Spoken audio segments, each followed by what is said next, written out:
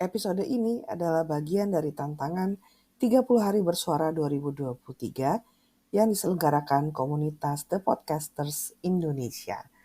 Halo, selamat malam di episode ke-18 pada tantangan 30 hari bersuara 2023. Saya Rijo Tobing dari podcast Randomness Inside My Head kembali menyapa kamu dengan tema baru. Hari ini kita akan membahas tentang kemarin. Loh, hari ini tapi kok ngomongin kemarin? Iya, itu temanya tentang kemarin, tentang yesterday. Kalau kata The Beatles, yesterday, when all my troubles seem so far away. Yesterday, all my troubles seem so far away. Now it looks as though they're here to stay. Oh, I believe in yesterday. Sorry ya, sedikit nyanyi. Soalnya saya baru mulai les vokal bulan ini. Hehehe. Jadi, apa makna kemarin bagi kamu? Kalau bagi saya kurang suka ngomongin kemarin. Jadi, ini yang membuat saya kurang suka menghadiri reuni. Selama pandemi, atau sejak pandemi ya, tiba-tiba kan kita tergabung dalam banyak sekali grup WA. WA grup itu tumbuh satu, patah satu tumbuh 1000, ref 1 join 1000. Tiba-tiba di-add sama temen dulu SMP, SD, SMA, OSIS, ekskul ini, itu, les, dan lain-lain dan sebagainya. Itu belum termasuk grup sekolah anak, grup les anak, RT, RW, dan seterusnya. Dari segala macam grup itu, apalagi yang berkaitan dengan masa lalu, seperti dulu sekolah di mana, dulu kuliah di mana, atau dulu kerja di mana, ada loh yang bikin grup alumni di Facebook. Jadi grup Facebook ya, tapi saya nggak pernah lihat isinya. Itu selalu dimulai dengan kata, ingat nggak dulu? Ingat nggak kemarin? Jadi begitu, pasti auranya adalah nostalgia. Saat menghadiri reuni secara offline pun sebelum pandemi, selalu dimulai percakapan itu ya antara orang-orang yang bertemu setelah sekian tahun berpisah, selalu dimulai dengan kalimat, ingat gak dulu? Lu yang suka bawa majalah ke kelas, lu yang dulu suka ketiduran di pojok ruang kelas. Selalu dengan ingat gak dulu? Ingat gak kemarin? Kenapa kita ingat-ingat dulu? Karena ingat-ingat yang dulu itu menyenangkan. Karena memori yang dulu-dulu indah banget. Tapi gimana dengan sekarang gitu? Terakhir saya menghadiri reuni secara online itu pada bulan September 2021. Kalau nggak salah ya. Habis itu saya nggak mau lagi karena saat menghadiri reuni seperti itu, selain kalimat inget nggak dulu, inget nggak kemarin, inget nggak waktu itu, akan juga disertai dengan forward foto-foto dari masa lalu. Dan itu banyak foto yang saya nggak bangga karenanya.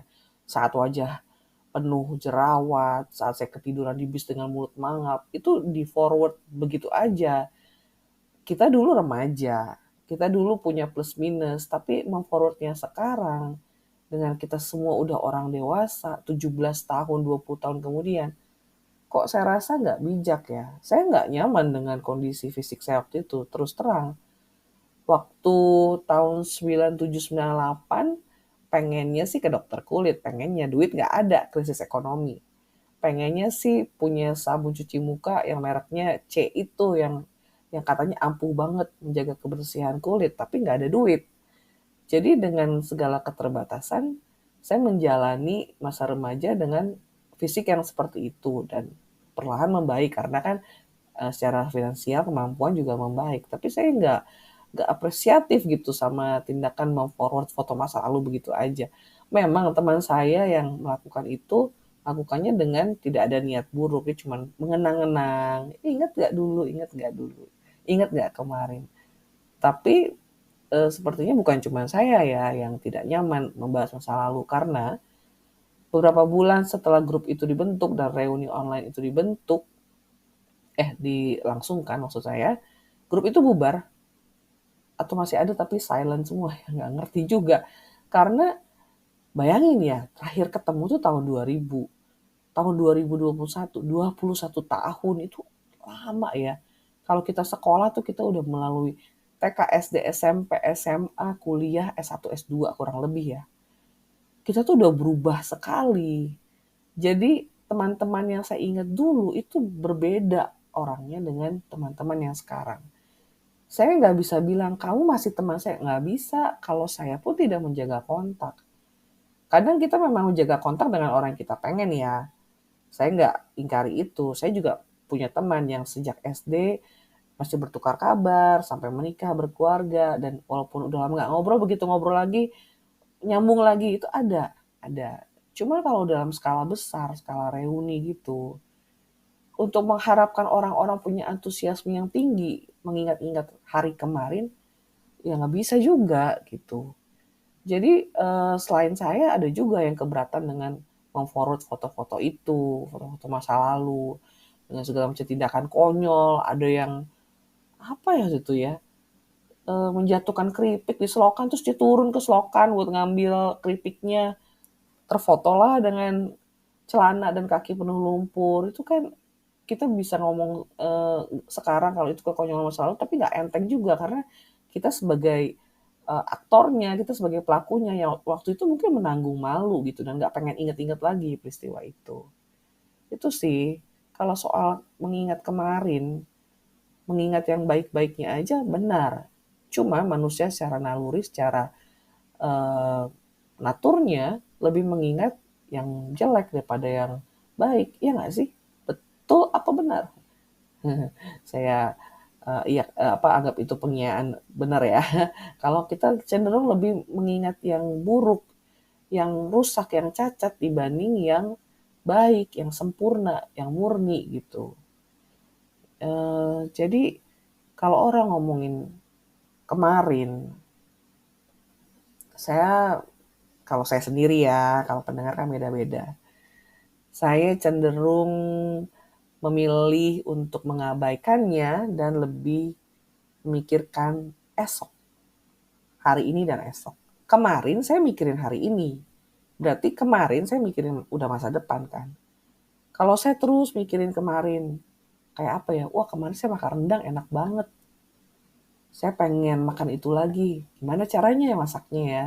Oke, good, itu output yang positif dari mengingat-ingat kemarin.